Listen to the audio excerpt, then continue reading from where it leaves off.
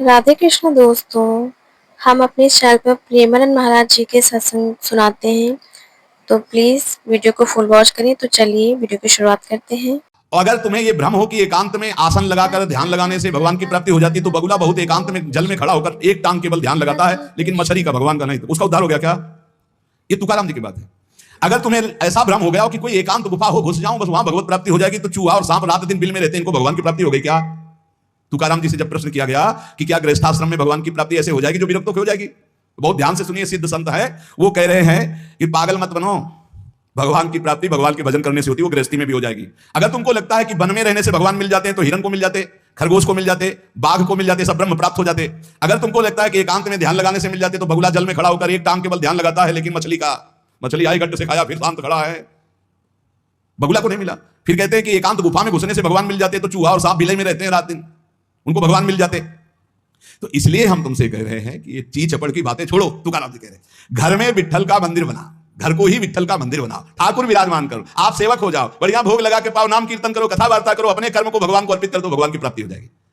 बहुत सहज है गृहस्थ में भगवत प्राप्ति करना। हम तुमसे पूछते हैं, जो लोग सोचते हैं अन्न नहीं खाएंगे तो भगवान की प्राप्ति हो जाएगी, तो कितने ऐसे जीव हैं हमारी प्रकृति में? तुकाराम जी कह रहे हैं ये बड़े महापुरुष हैं, किसी के कहो सांप खाता अन्न, करे क्या धान बकभी, कपट भरा भीतर भरा उदर मल से, करे चूहा भी एकांत गधा भी बबूत रमावे, तुका जल नकराले काग ही नहाए कहो। तो क्या अन्न न खाने से भगवान मिल जाएंगे?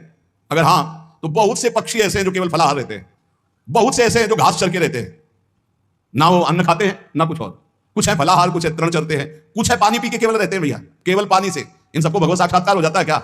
केवल पानी से रह रहे तो भगवत साक्षात्कार हो जाएगा, केवल फलाहार रहे तो उनको भगवत साक्षात्कार हो जाएगा। तुकाराम जी कहते हैं कितने हैं वायु भक्षण करते, केवल वायु पी करके जीते हैं, भीतर कपट भरा है, बाहर ये सब छोड़ रहे हो, कुछ लाभ नहीं मिलना है। चूहा बिल में एकांत में रहता है, भगवत प्राप्ति हो गई। गधा खूब धूल में ऐसे लौटता है, धूल लगाने से तो क्या उसे भगवत प्राप्ति हो गई, महापुरुष है। जल में घड़ियाल रहता है, भगवत प्राप्ति हो गई। कौआ भी जाके गंगा स्नान करता है, जल स्नान, भगवत प्राप्ति हो गई। भैया जब तक भजन नहीं तब तक भगवत प्राप्ति नहीं, बाहरी क्रियाओं से।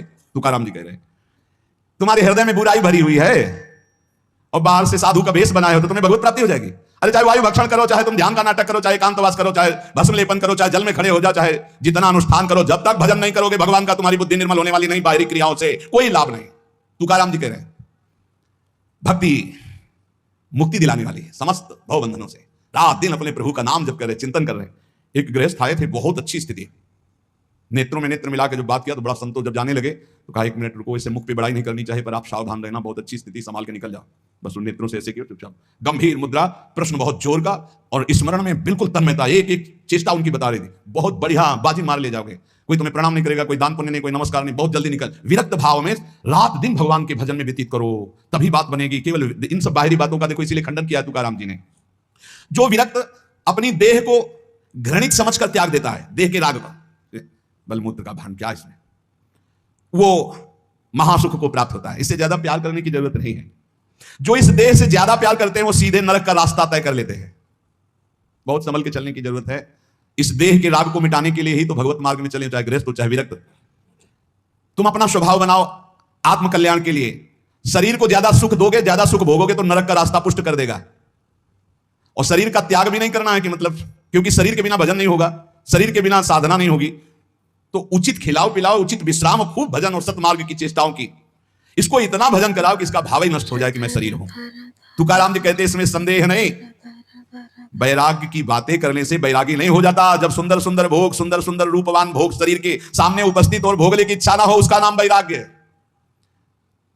बातें करने वाले वैराग्य की तो करते रहते हो, जब सामने प्रश्न आता है तो उत्तर नहीं दे पाते, अर्थात भोग आता है तो उन्हीं में लिप्त हो जाते हैं, उन्हें वैरागी नहीं कहते। इसीलिए हम कह रहे हैं कि अपने मुख से नाम नाम नाम, निरंतर नाम जप करो। यदि मुख नहीं नाम जप रहा तो ये जिह्वा टुकड़ा है मांस का, और मुख जो है मांस का एक कुंड मात्र है। नाम जप करो, सदगुरु प्रदत्त नाम जप करो। तुका कह रहा है सदगुरु की महिमा, सदगुरु कोई मनुष्य नहीं है। चितनासी न लगे बेल काही, तया न लगे मूल, वाचे सदा सर्वकाल राम कृष्ण हरि गोविंद। गुरुदेव ने जो नाम दिया है वो कोई मनुष्य नहीं, वो साक्षात रामकृष्ण हरि ही है। बंदो गुरुपद कंज कृपा सिंधु नर रूप हरि। उन्होंने चिंतन के लिए तुम्हें जो दिया है, सारा समय उस चिंतन में लगा दो। अमूल्य है तुम्हारा जीवन। हर समय राम कृष्ण हरि गोविंद नाम जिह्वा पर बना रहे। चिंतन नासी न लगे बेल सर्वकाल करावे। चिंतन के लिए कोई समय नहीं है ऐसा कि हम नहा धो के भी चिंतन करेंगे। अगर शौचालय में ही मृत्यु हो गई तो हर समय नाम जप, हर समय नाम जप, सदा राम कृष्ण हरि गोविंद का चिंतन करो। एक सत्य सार यही है, ना फलाहार रहने से, ना जल पीने से, ना वायु भक्षण से, ना इन सब बाहरी बातों से भगवत प्राप्ति नहीं होती। भगवत प्राप्ति होती सदैव भगवत चिंतन करने से, नाम चिंतन करने से। भगवान नाम कीर्तन भगवान की प्रसन्नता के लिए, भगवत कथा भगवत प्रसन्नता के लिए। तुकाराम जी कहते हैं, गीता है, श्रीमद् भागवत है, भगवान की प्राप्ति के लिए चर्चा हो रही है। जो भगवत प्रसाद रूप मिल जाता है उससे जीवन यापन का, जब तक जीवन है हमें हर समय भगवान नाम जब, भगवत कथा, भगवत भक्तों का संग, यही करना है। प्रभु के नाम की महिमा प्रभु ही समझ सकते हैं, दूसरा कोई नहीं समझ सकता। या प्रभु समझा दे पुरुषोत्तम तो समझ पावे। कर्म के फेर में पड़ा हुआ जीव अगर अट्टहास करके नाम पुकारने लगे तो कर्म बंधन नष्ट हो जाए। राधा राधा राधा जोर से चीख चीख कर, तो बोले कर्म बंधन विध्वंस होते हैं। जितने के कानों में नाम पड़ेगा सबका मंगल होता चला जाएगा। तुकाराम जी कहते हैं, जो मैं कह रहा हूं उसे सुनो। मैंने इसलिए कहा कि आप नाम को और कथा को बेचो मत, क्योंकि रहस्य की बात है, इससे श्री कृष्ण अधीन हो जाते हैं। विठोबा का नाम, विठोबा की कथा विठोबा को अधीन कर लेती है। महापुरुषों के वचन समझने हैं। जैसे सत स्त्री के अधीन उसका पति हो जाता है, उसके आचरण, उसका व्यवहार अपने पति को अधीन कर ले, ऐसे सर्वभक्त भगवान को अधीन कर लेते हैं। यहां तुकाराम जी भगवान की अधीनता के लिए कह रहे हैं, तुम अपने परमार्थ को खो मत। तुकाराम कह रहे हैं, धन के अधीन हो जाना, काम के अधीन हो जाना, नरक की यात्रा करना है। इसलिए विठोबा के अधीन हो जाओ, रात दिन नाम कीर्तन करो, तुम्हारी वांछा पूर्ण हो जाएगी, तुम्हारी मनोकामनाएं पूर्ण हो जाएंगी। मदारी का बंदर वैसे नाचता जैसे मदारी नचाता है, ऐसे उमादार जो सिद्ध की नाई सबई नचावत राम गोसाई, उनसे प्रार्थना करो तुम्हारा नाचना बंद हो जाएगा माया का। दूसरा कोई नहीं रोक पाएगा, क्योंकि इस नाचने का रिमोट उन्हीं के हाथ में। मामे वे प्रपद्यन्ते माया में ताम तरंती थे। कभी भी उपासक भेद मत में पढ़कर तर्क वितर्क न करे। हरि हर सब एक हैं, हरि हर सब एक हैं। जैसे पीछे कहा था, ठाकुर ठाकुर सब एक है, संत संत सब एक, और जो संतन का सेवन करे सो जागे शुद्ध विवेक। ऐसे यहां कह रहे तुकाराम जी कि हरिहर में भेद नहीं है। जो भेद फैलावे, लड़ाई झगड़ा करे, ऐसे से दूर रहना। मिठास में चीनी है, चीनी के खिलौने बने हैं। एक सवार बना हुआ है, एक घोड़ा बना हुआ है। दोनों में चीनी क्या कम है क्या? बराबर चीनी है। चाहे घोड़े से शुरू करो तो मिठास, सवार से शुरू करो। दीपावली में आते ना बने, ऐसे ही चराचर जगत में सेवक स्वामी बना वही सच्चिदानंद है। हरिहराम भेद नाही नका करुम वाद, एक एकाचे हृदय गोटी साके रेचे ठाई। जहां हरिहर में कोई भेद करके निंदा करने लगे, वहां से कान में उंगली डाल के चल देना चाहिए। एक ही ये परम तत्व है। ये झूठ मूठ अज्ञानी जन बहस करते रहते हैं, इनके हृदयों में बिल्कुल भगवदानंद की मिठास नहीं है। इनकी बातें नहीं सुननी चाहिए। भेद करने वालों की दृष्टि में जो माया का पर्दा लगा हुआ है, भक्तों की दृष्टि में वो पर्दा नहीं होता। वो बेपर्द देखते हैं कि सर्वत्र एक ही भगवान विराजमान है। जो सर्वत्र एक ही भगवान विराजमान ऐसा मान लेते हैं, उनके आगे पीछे दाएं बाएं भगवान की रक्षा शुरू हो जाती है। ध्यान रखना। जो सर्वत्र अपने भगवान को देखते कि सब रूपों में मेरा ही भगवान है, तो कह रहे देव उभा मांगे पुंडे उगवी कोंडे संकटा। कोई संकट उसे छू नहीं सकता। चारों तरफ से भगवान की सुरक्षा रहती है उस भक्त के जीवन में। विश्वास करो इस बात पर, चारों तरफ से भगवान सुरक्षित रखते हैं। और जो सदैव संतों का स्तवन करके भगवान का भजन करता रहता है, उसमें कोई ऋण नहीं रह जाता। यह भी एक प्रश्न आया था, यह देव ऋण, ऋषि ऋण, मातृ ऋण, पितृ ऋण, इनसे कैसे ऋण हुआ जाए? क्या कह रहे हैं तुकाराम जी? जो संतों का स्तवन करता है, उसके हृदय में भक्ति होती है, जो भगवान का भक्त होता है, उसका कोई ऋण नहीं रह जाता। सब ऋण मुक्त हो जाते हैं। एकादश स्कंद में भगवान श्री कृष्ण चंद्र जी ने उद्धव जी से कहा है, जो मेरा अनन्य भाव से निरंतर चिंतन करता है, उसे मैं सब ऋणों से मुक्त करता हूं। देव ऋण, ऋषि ऋण, पितृ ऋण, मातृ ऋण, इनसे उऋण होने के लिए प्राणपण से श्री हरि के चरणों का चिंतन करो।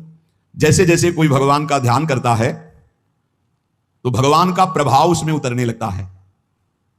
चाहे वो सगुण चाहे निर्गुण, जैसा चाहे वैसा साक्षात्कार कर लेता है। ये बहुत बड़े महापुरुष के वचन हैं, बहुत ध्यान से सुनो, पकड़ो। तुम्हें किसी के आगे घिघियाने की जरूरत नहीं, भगवान का स्मरण करने की जरूरत है, भगवान का ध्यान करने की जरूरत है। जैसे जैसे कोई भगवान का ध्यान करता है, तो भगवान के सब सद्गुण उसमें आने लगते हैं। चाहे वो सगुण साक्षात्कार करना चाहे या निर्गुण साक्षात्कार, उसमें योग्यता आ जाती है। ज्ञाने विठ्ठल ब्रह्मो नवे त्वाचे बोलो नाई कावे। महाराष्ट्र भाषा में कहते हैं, मेरे तो सर्वस्व ब्रह्म विठ्ठल भगवान है। तुकाराम जी कह रहे हैं, अब मुझे किसी की बात सुनने की जरूरत नहीं है कि ब्रह्म कौन है, मेरे तो विठ्ठल ब्रह्म है। जो वाणी से अगम्य है, मैं उसकी स्तुति क्या करूं? वेद भी जिसकी नेति नेति कह के चर्चा करते हैं, मैं उसकी क्या चर्चा कर पाऊं? पर मेरी वाणी को नशा हो गया है उनकी चर्चा करने का। आहा, मेरी वाणी को नशा हो गया। बिना उनकी चर्चा किए, बिना कीर्तन किए, बिना गुण गाए हमें चैन नहीं पड़ सकता। कोई ना हो तो ठाकुर जी को श्रोता बना के सुनाने लगो, ऐसा नशा होना चाहिए। सुनो, अपनी चर्चा आप ही सुनो। ठाकुर जी के सामने बैठ जाए और वाणी लेकर उन्हीं की चर्चा उन्हीं को सुनावे। संसारिक आदमी कर्मेंद्रियों से प्रेरित होकर कर्म करता है, वासना से प्रेरित होकर नाना प्रकार के सुख दुख भोगता है। पर हम कायिक, वाचिक, मानसिक केवल अपने विठ्ठल के लिए कर्म करते हैं। ये बात समझो। संसारिक आदमी कर्मेंद्रियां भाग रही भोगों की तरफ कर्म करता है, पाप या पुण्य, सुख या दुख भोगता है। लेकिन भक्त कायिक, वाचिक, मानसिक अपने प्रभु को सामने रख करके चेष्टा करता है और उसका कोई ठौर ठिकाना प्रभु के सिवा कोई है नहीं, और प्रभु आनंद सिंधु है, वो हर समय आनंद में मस्त रहता है। कहीं किसी और का प्रयोजन नहीं रह गया है। तुकाराम जी के सब जगह विठ्ठल तू ही तू मुझे दिखाई दे रहा है। तन, वाणी, मन ये सब तेरे चरणों में अर्पित हो चुके हैं। भगवान अब मेरा कुछ नहीं बचा, केवल आप ही मेरे बचे हो। ये हम लोगों के लिए आदर्श वचन है, हमें ऐसा होना है, प्रभु के सिवा हमारा कोई नहीं। अभ्यास बल में बहुत बड़ी ताकत है। अभ्यास बल हो जाए तो व्याघ्र और सर्प को भी अधीन किया जा सकता है। व्याघ्र, बाघ को और सर्प को अभ्यास बल। देखो जो बचपन से अभ्यास करवा लिए सिंह आदि का, वैसे बछड़े की तरह हाथ फेरते हैं, साथ खेलते हैं, कोई फर्क। सांप पकड़ने वाले जो सर्प मित्र होते हैं, इतना बड़ा अभ्यास कि बड़े से बड़े विषैले सांप को 5 मिनट में अपने वश में करके व्याघ्र और सर्प को अपने वश में किया जा सकता है।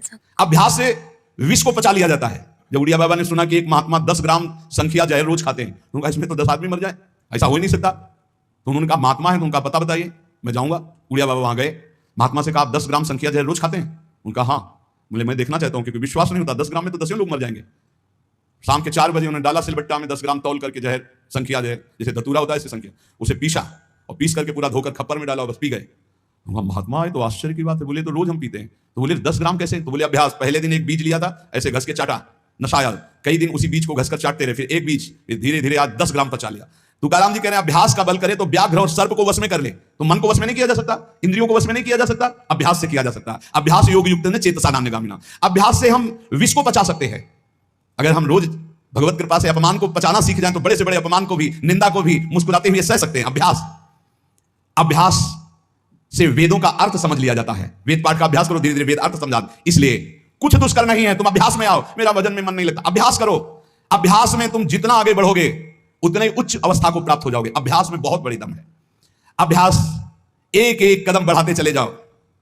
अभ्यास एक एक इंद्रियों पर विजय प्राप्त करते चले जाओ। अभ्यास असाध्य को भी साध्य कर दे। इसका कारण तुका कहता है कि अभ्यास भजन का कर लो तो आप सिद्ध हो जाओगे। अभ्यास से सब कुछ हो जाता है।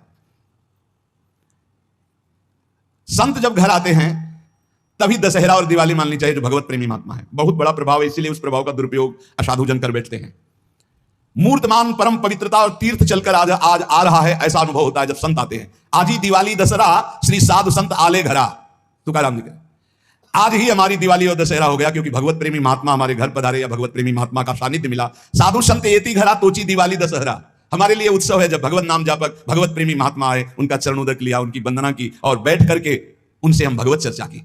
ऐसे जो भक्तजन हैं उनके संग का परिणाम क्या होता है कि भगवत साक्षात्कार के लिए छटपटाहट पैदा हो जाती है। जैसे जल से मछली को निकालो तो विकल होकर तड़पने लगती है। जीवना वेगली मासूली तुका तैसा तलमली। जैसे जीवन के लिए मछली जल के लिए तड़पने लगती है, बाहर हटा दो, ऐसे सत्संगी का जीवन तड़पने लगता है भगवान की प्राप्ति के लिए। तभी माना जाएगा सत्संग हुआ है।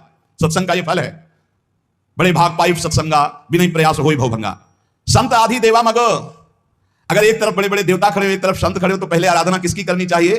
तो बोले देव सरावे परते संत पूजावे आरते। पहले संत सेवा, बाद में देव पूजा।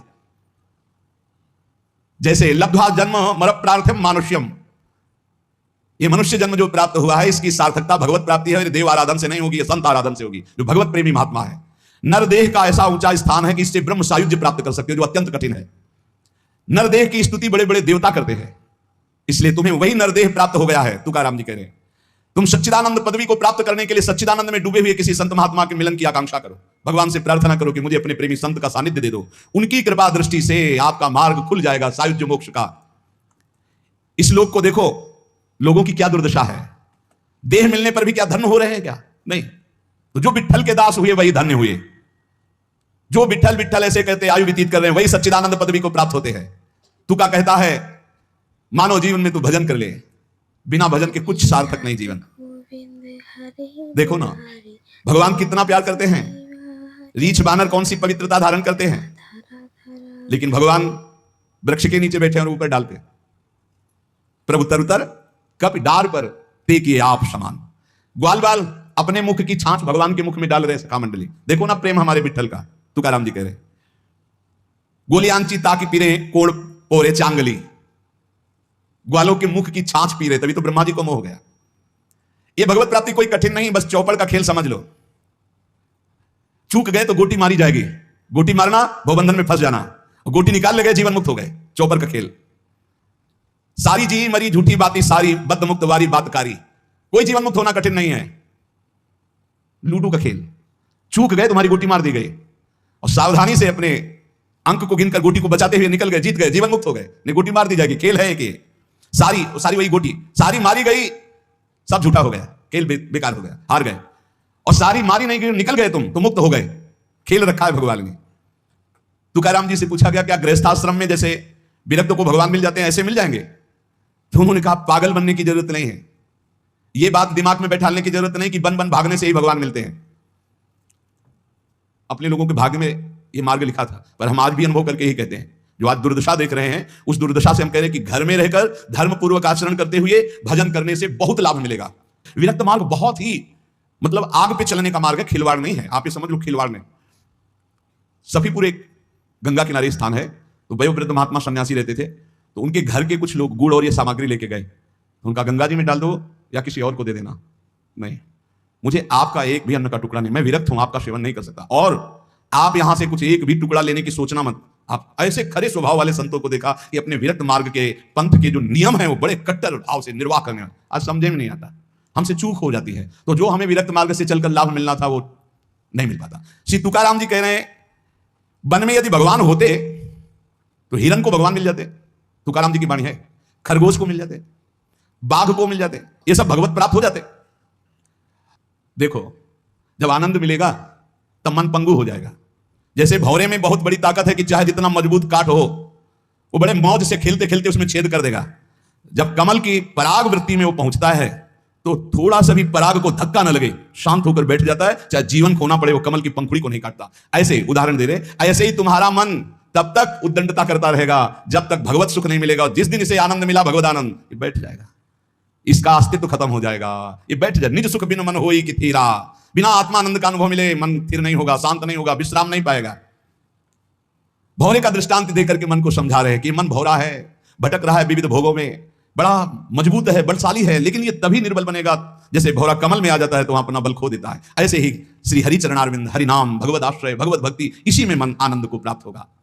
तो आपको कहीं भागने की जरूरत नहीं। आपने सुना कि जंगल में भागने से क्या होगा, जल पीने से क्या होगा, फलाहार रहने से क्या, शांति से अपने घर को ठाकुर जी का मंदिर मान लो, खूब नाम कीर्तन करो, भगवत चर्चा करो, भगवान का सुमिरन करते हुए जीवन व्यतीत करो। इधर भी सुखी, परलोक में भी सुखी। किसी से आशीर्वाद मांगने की जरूरत नहीं, दौड़ने भागने की जरूरत नहीं, हाहाकार मचाने की जरूरत। ये बहुत आनंद का जीवन है मानो दे। बस सुलझ जाओ, शांत हो जाओ, जहां तुम हो वहीं तो ठीक है। जो मिल जाए, रूखा सूखा फल है, अन्न है, जल है, जो मिल जाए, प्राण पोषण करो, भगवान का चिंतन करो, सद आचरण करो, बड़ा आनंद में जीवन होगा। लेकिन आनंद से जीने के लिए असद आचरण करते हो, पापाचरण करते हो, आनंद की खोज में। कहां पापाचरण में आनंद है? इसलिए सद आचरण में आ जाओ, भगवत आश्रित हो जाओ, खूब नाम जप करो, भगवान मंगल भवन है, इस गेम से निकाल देंगे। बहुत बड़ा एक गेम है, बहुत बड़ा गेम है। जीतते जीतते हार जाओ, हारते हारते जीत जाओ।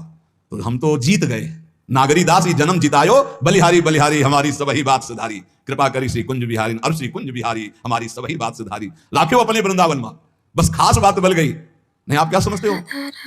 हाहाकार मचा हुआ, तांडव मचा हुआ है माया का। ये तो धाम है, इसके प्रभाव से आप बिल्कुल शांत आनंद में हो। धूल भरी आंधी दूर से निकल रही। नहीं तो आप संसार में देखो, सतोगुण रजोगुण तमोगुण, तीन गुण है। सतोगुण तो कहीं कहीं नहीं, रजो और तमो की तांडव वृत्ति मची हुई है, जहां कहीं भगवत चर्चा, भगवत नाम कीर्तन, भगवत गुण बहुत विक्षेप माया डालती है। इसलिए खूब नाम जप करो, इसी जन्म में भगवत प्राप्ति कर ले, दोबारा इस कलयुग में जन्म न हो। पक्का ऐसा भजन करो कि आगे अब देखते जाओ। अरे भाई, बड़ा आश्चर्यमय समय, बड़ा आश्चर्यमय समय है। अभी तो कुछ है नहीं, अभी तो बबुआ है कलयुग, घुटने के बल चल रहा है। थोड़ा खड़ा होने दो, फिर तार ठोकने दो। 4,32,000, अभी तो 32,000 नहीं पूरे हुए, थोड़ा लाख 1.5 लाख पूरे होने दो, फिर इसका है उसका अपना राज्य है। इसलिए कलयुग के दोषों से बचने के लिए, माया के प्रभाव से मुक्त होने के लिए, समस्त दुखों का नाश करने के लिए समर्थ है भगवान नाम। खूब नाम जप करो, नाम कीर्तन करो, भगवत चर्चा करो, इसके सिवा कोई उपाय नहीं है। तो दोस्तों, आपने सुना सत्संग में बताया गया है कि नाम जप का हमारे ऊपर कितना अधिक प्रभाव पड़ता है।